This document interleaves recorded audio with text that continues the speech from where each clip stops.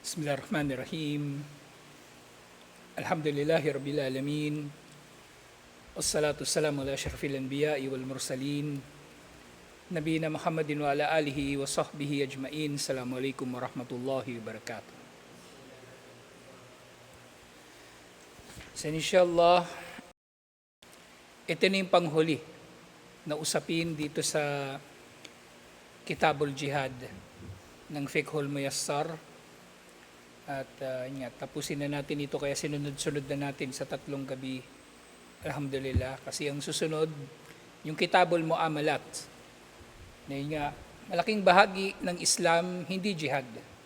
Pero yung mga terorista, pinagbumukha nila palagi na ang Islam ay jihad lang. Hindi. Ang Islam ay higit pa sa jihad. Ang Islam ay ang pagpapangibabaw ng ng kaisahan ni Allah. Ito ay pagsuko kay Allah, istislamu lillahi bitawhid, pagsuko kay Allah sa bisa ng kanyang tauhid, wal inqiyadu lahu bitta'ah, at pagtalima sa kanya sa pamagitan ng pagsunod, wal bara'atu minasyirki wa ahli, at ang kawalan ng kinalaman sa syirk at sa mga gumagawa nito. Yun ang Islam. Kung meron mang jihad, ang layunin ng jihad ay maging wasila sa pagpapalaganap ng tauhid, sa pagpapangibabaw ng salita ni Allah, pagtatanggol sa mga Muslim, paglaban sa kuffar. Pero hindi jihad ang kabuuan ng Islam. Marami pang bahagi ang Islam. Kaya nga sa mga gawain na unang isinabatas ang shahada, sumunod yung salah, at iba pang mga gawaing pagsamba, saka na lang itinuro o iniutos ni Allah subhanahu wa ta'ala o sinabatas ang jihad. Matapos na lamang na makumpleto ang mga kondisyon nito. Magkaroon muna ng mga Muslim na maalam, matatag ang pananampalataya, magkaroon ng gobyernong Muslim, magkaroon ng hukbong Muslim, magkaroon ng teritoryo mga Muslim. Yun, katulad ng kung anong nangyari sa mga sahaba ng panahon ni Propeta Muhammad sallallahu alaihi wasallam. Yun ang mga kondisyon kung kailan maaari nang mag-jihad. Pero kung yung mga tao, nakikitira lang sila sa bansa ng kuffar, 3 lang sila. Yung kuffar, 110 million. Tapos gusto nila pumatay ng kuffar. Hindi jihad yun. Tawag doon pagiging tulisan. Ang tawag doon pagiging tulisan. Pagiging kriminal. Pagpapalaganap ng takot. Wala silang ma-achieve na kahit na ano sa kanilang nilalayon na jihad. Kaya nga, tama ang sinabi ni Sheikh Al-Uthaymin, rahimahullah, na hindi mo talaga makikita na nagtatagumpay ang mga terorista kasi mali ang kanilang ginagawa. Mali ang kanilang mga ginagawa. Anumang grupo ng mga Muslim, kahit pa isang nasyon ng mga Muslim, na mali ang kanilang pagsasakatuparan ng jihad, hindi talaga sila magtatagumpay. Hindi sila magtatagumpay. Tingnan yung ginawa ng Hamas. Natakot ba yung mga Hudyo? Nang sinalakay nila yung mga Hudyo noong 2023, pati mga inosenteng sibilyan tinamaan ng rocket, pati mga sibilyan nakakampisanan nila, binihag nila. Mga human rights defender na mga Israeli na mga Hudyo, pinatay pa nila. So anong klaseng utak meron ng pamunuan ng Hamas at yung mga sumasang-ayon sa kanila. Pinapakita lang sa mga video yung mga bihag nila na pinalaya nila tapos yung mga bihag nila masaya. Hindi pwedeng ganun lang tayo Nasa isang bahagi lang tayo nakatingin. Titingnan natin siya ng buo. Ang pagpapalaya ng Hamas sa kanilang mga bihag at paglitaw kumbaga ng impormasyon na naging makatarungan sila sa kanilang mga bihag, isang bahagi lang yun nang nangyari. Ang mas malaking tanong, bakit nila ginawa? Bakit sila nang bihag nang hindi naman dapat bihagin? Na wala namang isinabatas tungkol sa bagay na yaon, kahit aling aklat ng jihad, wala. Kasi nga, may sarili sila na panuntunan ng jihad. At ang Hamas, sablay talaga sila sa akida. Nakikipagsabuatan nga yan sa Iran Iran ang numero 1 na supporter nila. Ang Iran na siyang nagpapaningas ng digmaan sa buong Middle East. Iran na may hawak sa Hezbollah sa Lebanon, Iran nakakampi ni Bashar sa Syria, Iran nakakampi ng Houthi sa Yemen, at ito ang Hamas. At iba't iba pang mga grupo sa Iraq at sa iba't iba pang mga bansa. Sablay talaga. Hindi tayo magtatagumpay sa anumang jihad, liban na lamang na gagawin natin ito ayon sa kung paano natin natalakay ang jihad dito. Kaya ang title ng libro na ito, Fiqhul Muyassar fi Daw'il Kitabi was Sunnah. Ang pinagaang fiqh ayon sa tanglaw o ayon sa liwanag ng Quran at ng Sunnah. Hindi pwede mag-iimbento tayo ng sarili nating jihad. Yun nga, ang huling talakayin inshallah, Al-Mas'alatu Thalitha, Aqdul Aman, at ito na yung mga usaping pangkapayapaan, mga peace talk, ganon. At maaring napapaloob na nga rin dito kahit yung natalakay natin kagabi, yung hudna, yung ceasefire. Kasi nga, al-amanu, logatan, ang kahulugan ng aman, diddul khawf, ang kabaligtaran ng takot. So aman, ibig sabihin kaligtasan, katiwasayan, ganon. Yun ang aman. Na sa Arabic, diba siguro kapanood kayo ng diba ng pelikula ng gera. So kapag mayroong mga magkakaharap na magkakampi o sila magkakasama, tapos na clear na nila yung isang lugar na wala ng kalaban, sasabihin nila all clear. Sa mga Arabo, ang sasabihin nila aman, aman. O kaya mayroong sibilyan, magpapakilala siya na hindi siya kalaban, sasabihin niya aman. At yun din yung nangyari nga doon sa Damascus, nang sumuko yung Damascus kay Khalid bin al-Walid. Ang sigaw nung siyempre, ginawa nilang Arabic, aman din. Aman, katiwasayan o seguridad. At ang technical na kahulugan nito, huwa, ibaratun an ta'minil kafir, ala malihi wa damihi, muddatan mahdudatan. Ang aman na ito, ang peace talk na ito, usaping kapayapaan o kasunduang pangkapayapaan, ito ay ang pagbibigay sa hindi mananampalataya ng seguridad sa kanyang buhay at sa kanyang yaman at ano pa man na napapaloob sa kasunduan na yun sa tukoy na panahon. Kaya nga yung Sulhul Hudaybiyah, yung Treaty of Hudaybiyah, mapapaloob siya rito sa Aqdul Aman. Mapapaloob siya rito. At ang Treaty of Hudaybiyah, so ganito yung kahulugan niya, di ba sabi dito, na tinitiyak nito na ligtas ang kafir at gain din ang kanyang yaman sa tukoy na panahon. Ang Sulhul Hudaybiyah, walang mangyayaring digmaan sa pagitan ng mga Muslim at ng Quraysh. Kumbaga doon sa pangunahin nilang kasunduan, di ba? Walang mangyayaring digmaan sa pagitan ng mga Muslim at ng Quraysh sa loob ng 10 taon. Pero nga, yung Quraysh, nilinlang nila o binali nilang kasunduan.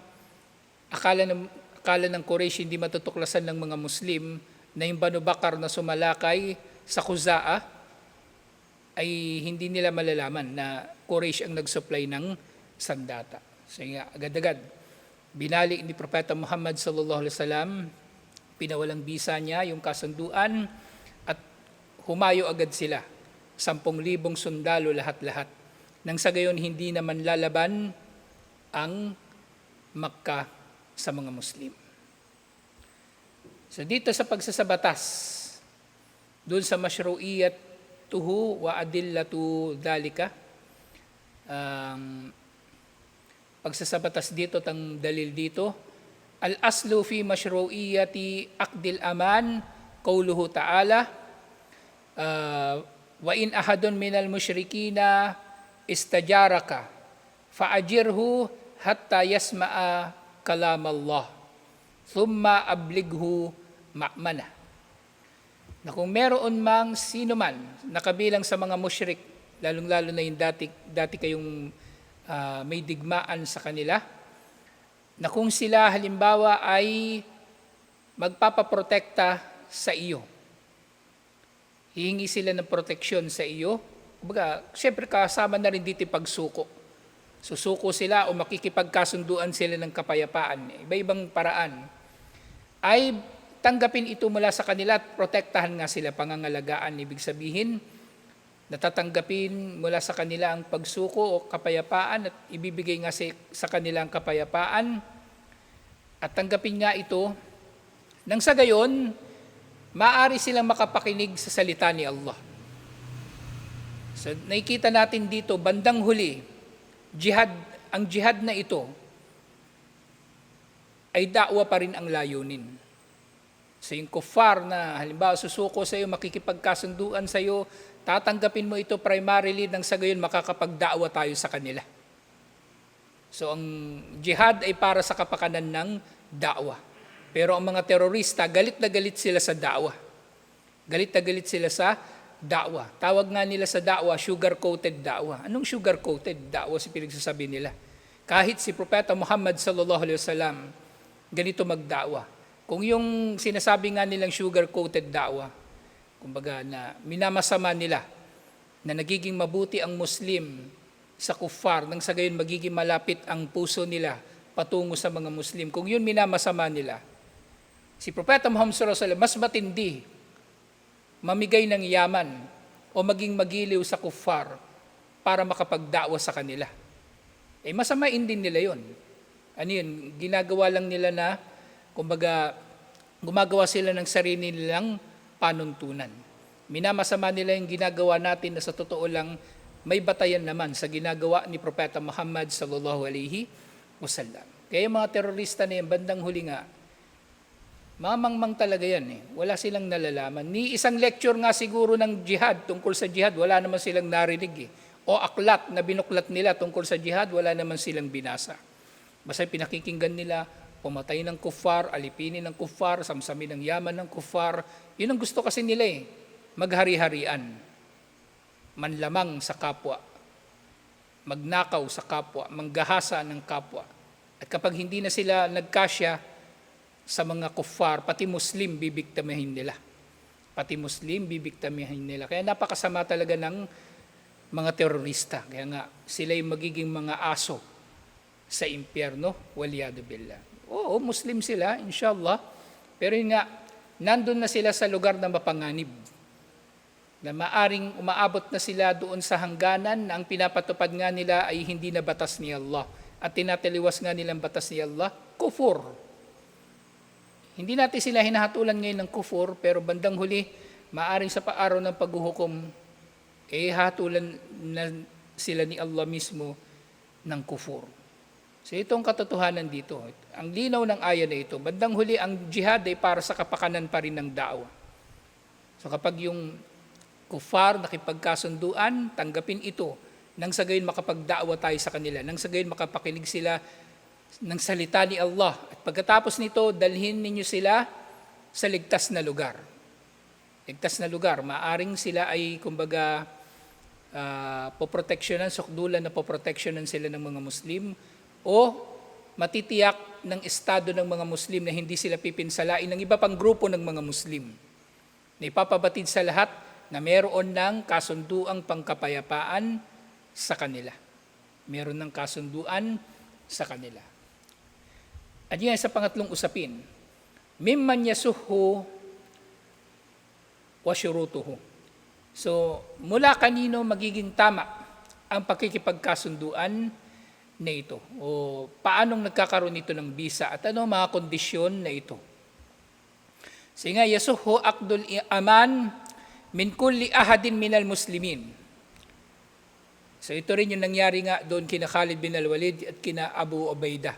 Nang sumuko ang Damascus kay Khalid bin al-Walid, pero ang chief of staff si Abu Ubaidah. Tinanggap ni Abu Ubaidah ang pagsuko ng Jerusalem kay Khalid bin al-Walid. Kaya hindi na nagkaroon ng digmaan o no pa mang karagdagan pa na mga pwedeng ikaso doon sa mga namumuno sa Jerusalem. So pwede itong tanggapin kahit sa sinong Muslim. Siyempre, provided na, yun nga, unang-una, dapat maipapabatid ito agad dun sa pinuno. Na sumuko na sa akin ang mga kalaban, tanggapin ninyo yung kanilang pagsuko. So, ganun. At siyempre, napapaloob na rin yung iba pang mga kondisyon nito. Na mga kondisyon nito, ibig sabihin, kondisyon o katangian ng Muslim na dito sumuko o dito nakipagkasunduan ng kuffar. Unang-una, akilan baligan. So dapat ang Muslim na ito ay nasa matinong pag-iisip at nasa hustong edad ng pagbibinata. Okay?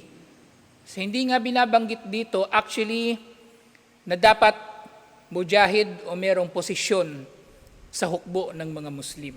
So basta tinukoy dito, kahit sino sa mga Muslim, so maaaring mangyayari halimbawa na yung mga kalaban, di ba sinasalakay ng mga Muslim, pinaligiran ng mga Muslim ang isang lugar at meron silang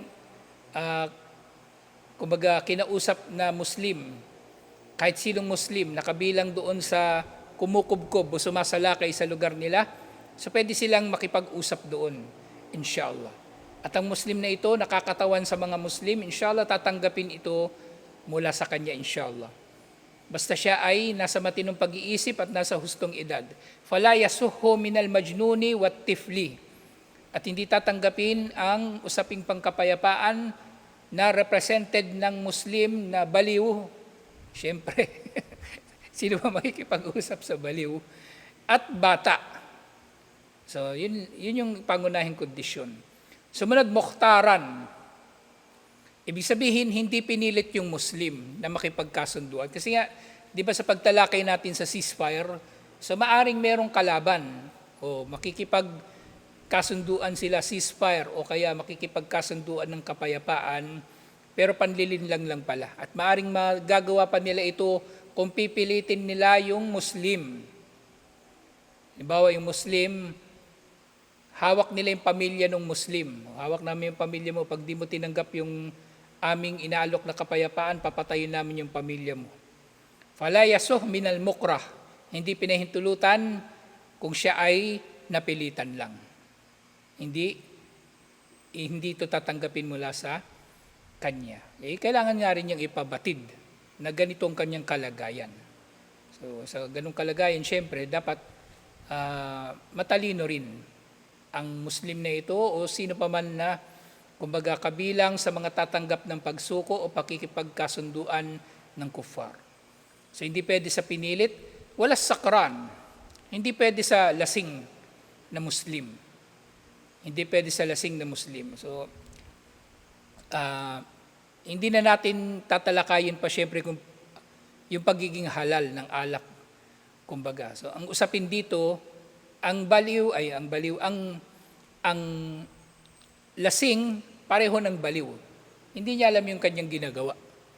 So, tatanggapin niya yung pagsuko ng mga tao, tapos nung nahimasmasan na siya, hindi niya maalala, sumuko pala. Pinagpapatay niya ngayon. Diba? O sinong nagkamali? Yung lasing. At ganyan din, walal mugma alayhi. At pati yung ulyanin.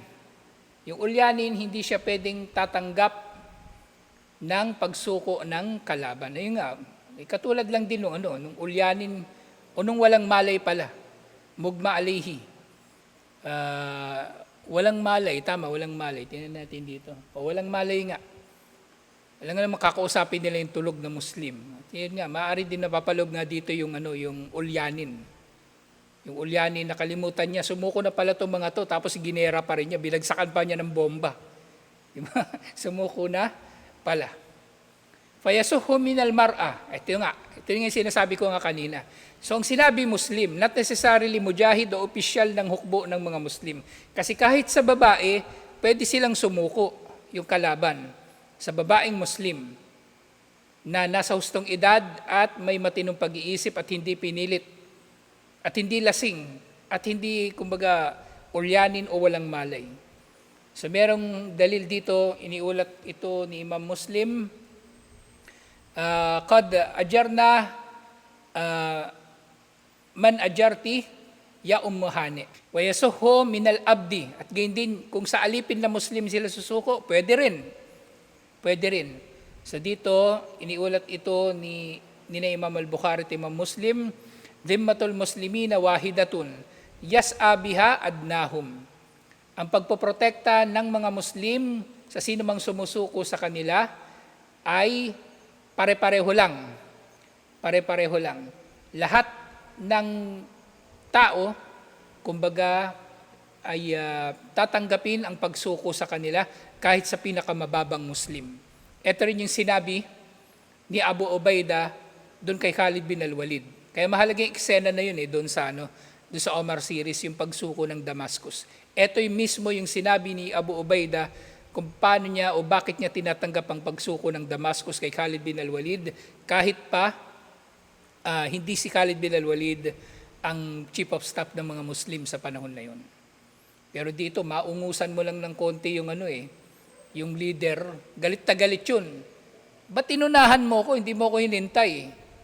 Ganun agad yun. Ganun yung sakit ng magkapatid na Javier. Hindi pwedeng mauunahan mo yun . Kailangan yung kilos mo, denumero, silang magdidesisyon kung anong gagawin mo. Hindi pwedeng mayroon kang initiative. Hindi pwedeng mayroon kang initiative.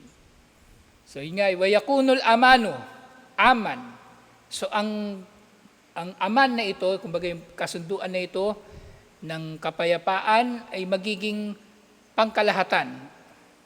Minal imamil jami'i, minal imami li jami'il muslimin. So mula sa pinuno ng mga Muslim, pangkalahatan ito. Kung sumuko yung isang grupo, di ba? Ang nagpahayag ng pagsuko yung pinuno nila. So yung kapayapaan, ibibigay sa lahat ng nasa ilalim niya. Nasa ilalim niya ng mga mushrik. So lahat yun ay bibigyan din sila ng, kumbaga, mangyayari dito, kung magiging pagsuko talaga ito, magkakaroon ng pardon o amnesty o depende sa magiging desisyon ng imam. Pero generally, pangkalahatan, mabibigyan sila ng kapayapaan. Liban na nga lang din, syempre, kung kukuha tayo ng sample mula sa sira. Doon sa Fathu Makkah, merong mga sahaba na nagdeklara si Propeta Muhammad sallallahu alaihi wasallam hindi sahaba. Merong Quraysh na hinatulan na ni Propeta Muhammad sallallahu alaihi wasallam ng parusang kamatayan.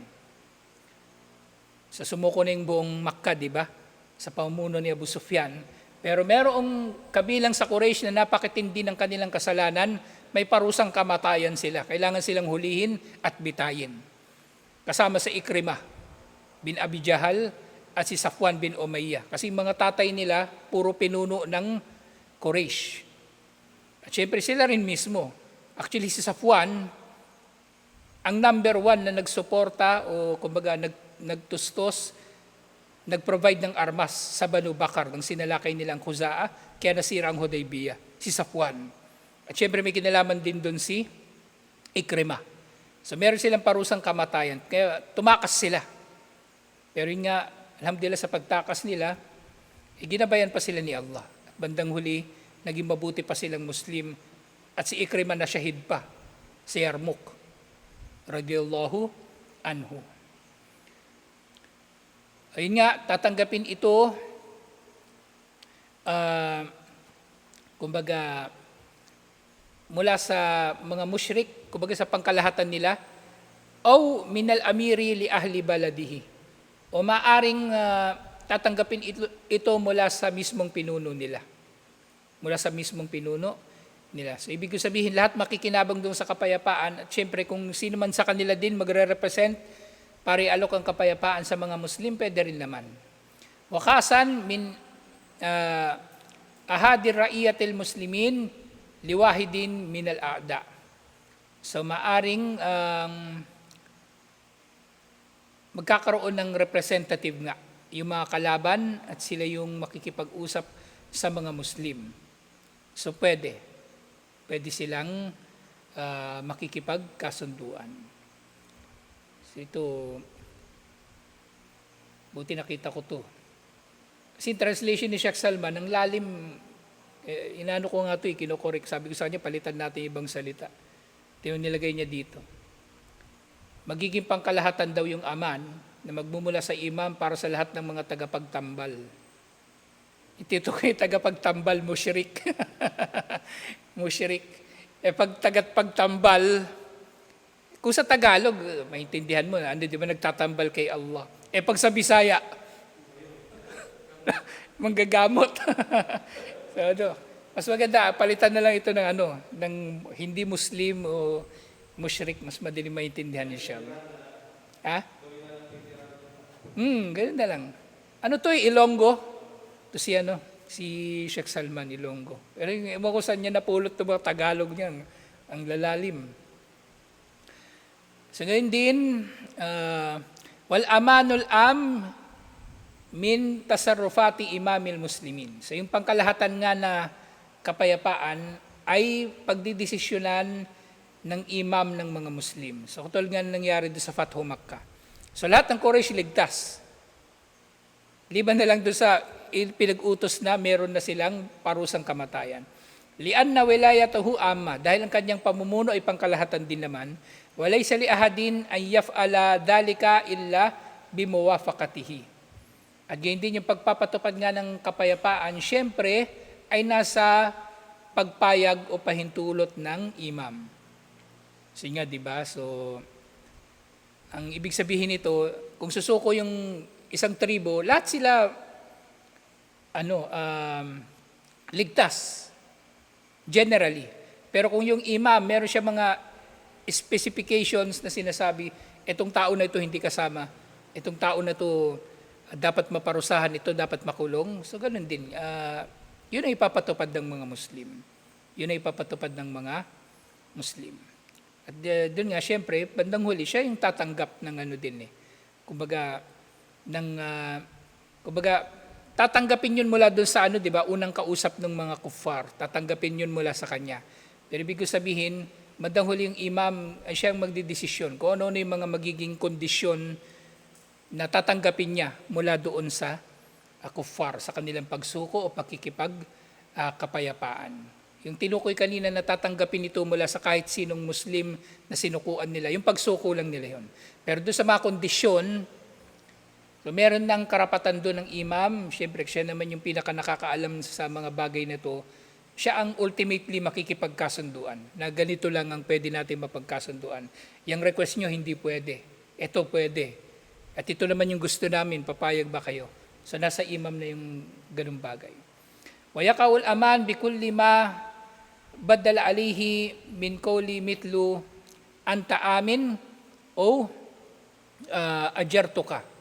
So maaring magkaroon ng bisa ang kapayapaan kapag idiniklara na nga nung representative ng mga Muslim o nung imam, pinuno ng mga Muslim, sinabi niya na kayo ay ligtas at kayo ay aming pinoprotektahan. O kaya sasabihin laba sa alik, so walang problema sa iyo, wala kaming labanan na sa iyo sa ganung kahulugan.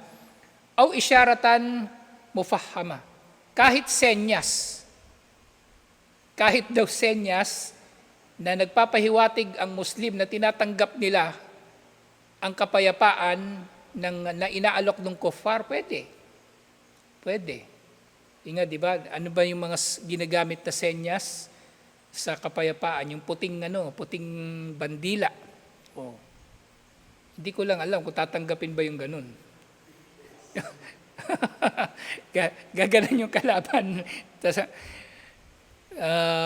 Hindi pa ako nakita ng ganun. Wala akong maalala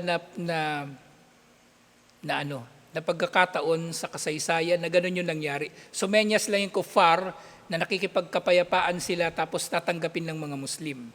Hindi ko alam kung pwede nga yung ganun. Pero maaring nabanggit ito dito ng mga scholar kasi maaring may magtatanong.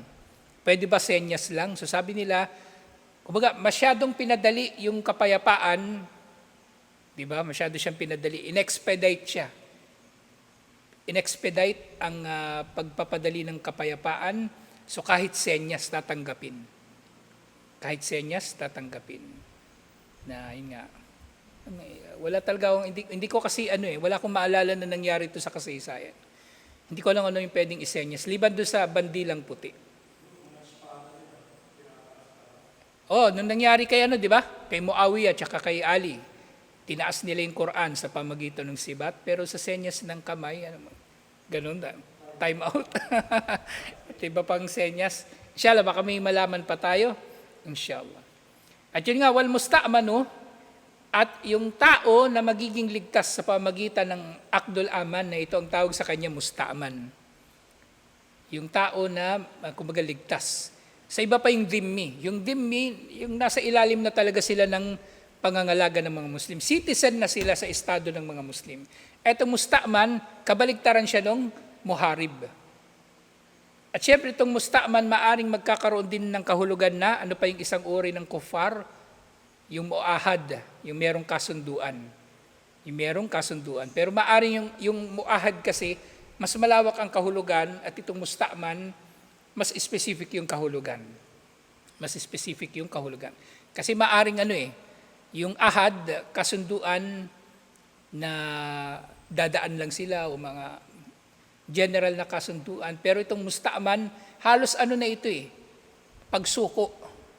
Pagsuko. O merong yung katulad doon sa ceasefire, maaaring mapapaloob dito, nasa loob ng ilang panahon. Sukdulan na yung mga kuffar, pwede silang kasama na ng mga Muslim mamumuhay at wala silang digmaan. Pero pag lumipas yung panahon na yun, so pwede na ulit magkaroon ng digmaan. Ganun ang usapin dito ng Akdul Aman. So yung musta'man, huwa alladhi yatlubul aman liyasma'a kalamallahi wa ya'rifu syara'i'il Islam. So yung musta'man, isa pang distinction niya sa mu'ahad.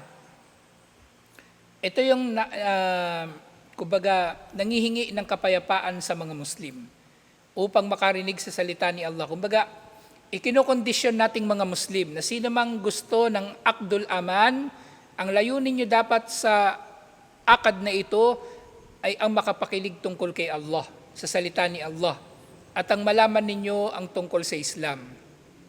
Kumbaga, hindi yung kung ano-ano lang ng mga pakana na yun nga, maaring makikita rin ng pinuno ng mga Muslim, depende sa kanyang pagtataya. Fayalzimu ijabatuhu lil ayatis sabika. So marapat na tatanggapin ito ayon doon sa aya na binanggit kanina, yung doon sa Surah At-Tawbah verse 6. Thumma yuraddu ila ma'mana. At pagkatapos ito ay dadalhin nga siya sa lugar na kung saan siya ay ligtas. At panghuli, hukmul aman wa ma yalzimu bihi. Ang hatol sa paghingi ng kapayapaan na ito at ano ang kailangan na tuparin ng mga Muslim tungkol dito. Yalzimul wafa'u bi aqdil aman. Ang dapat lang gawin ng Muslim, tuparin niya ang kasunduan na ito. Kasi ngayon kasunduan na ito, di ba? Hindi lang ito yung pagsasabi ng kuffar na gusto namin ng kapayapaan. Maaring meron nito, magkakaroon nito ng iba't ibang mga kondisyon. Okay, maaaring magkakaroon nito ng iba't ibang mga kondisyon. At ang musta'man nga, iba pa siya sa dhimmi. Ang dhimmi, nandun na siya talaga sa ilalim ng mga Muslim. At ang musta'man, kung gugustuhin pa nga nila, actually, pwede na silang aabot dun sa antas talaga na susuko sila, magpapailalim sila sa mga Muslim, magiging dhimmi sila. Lalong-lalo na kung Hudyo o Kristiyano sila. Pero dito, sa discussion natin, musta'man pa lang sila. O maaring muahid, maaring ang diba, synonymous yung muahad at yung musta'man, pero dito musta'man ang tawag sa kanila. Fayuhramu qatlal musta'man. So nga, ang magiging mga pribilehiyo ng musta'man, ipinagbabawal na sila ipapatayin. Aw asruhu aw istirkakuhu. At ipinagbabawal na sila ay gagawing bihag o gagawing alipin. Magkaiba ito yung gagawing bihag at gagawing alipin. Gagawing bihag, nakakulong sila tapos maaari silang ipaparansom. Pero yun nga, ang ginagawang bihag talaga, sundalo ng kalaban, hindi sibilyan. Hindi sibilyan. Ang ginagawang alipin, yung sibilyan o maaaring yung sundalo rin na sumuko, gagawing alipin. Pero ang gagawing bihag, sundalo lang ang nalalaman natin mula sa sira na binibihag at sinisingil ng ransom, hindi sibilyan. Nakatulad ng ginawa ng Hamas o ng Abu Sayyaf na nangingidnap ng turista. Yan nga, wakadalika al-iltisamu bisairil umuri al-muttafaqa alayhi al-muttafaqu alayha fi aqdil aman. At siyempre pagtupad sa iba pang mga napagkasunduan doon sa kasunduan, wa yajuzu nabdul aman ilal a'da. At siyempre pwedeng mapapawalang saysay, mapapawalang bisa ang kasunduan na ito. In kifa syarrahum wa khiyanatuhum. Kung kinatatakutan ng pinuno ng Muslim na sila ay mayroong mga pakana at sila ay mayroong masama talaga na idudulot sa kapayapaan na ito. Pwede niyang pawalang bisa anytime, alhamdulillah. Pwede niyang pawalang bisa, alhamdulillah. So ito yung dulo ng Kitabul Jihad, alhamdulillah. So yung susunod na natin matatalakay inshallah yung Kitabul Muamalat. Assalamualaikum warahmatullahi wabarakatuh.